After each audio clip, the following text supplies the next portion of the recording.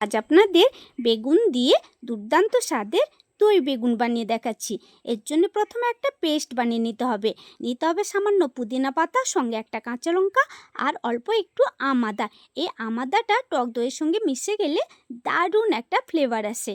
এবারে এগুলোকে একসঙ্গে পেস্ট করে নিয়ে এবারে একটা বড় বোলের মধ্যে 500 গ্রাম মতো টক দই নিয়ে নিতে হবে।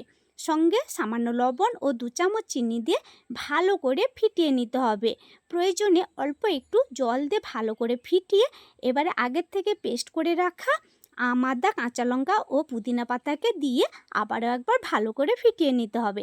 এবারে কড়াইতে বেশ কিছুটা তেল দিয়ে আগের থেকে কেটে লবণ হলুদ মাখানো বেগুনগুলোকে লালচে করে ভেজে তুলে নিতে হবে। এবারে ওই ফেটানো টক দইয়ের মধ্যে তুলে রাখা গরম গরম বেগুনগুলোকে দিয়ে ডুবিয়ে নিতে হবে।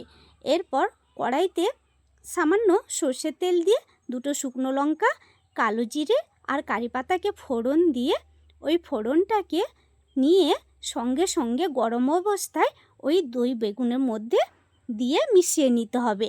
এবারে দুর্দান্ত স্বাদের দই বেগুন রেডি।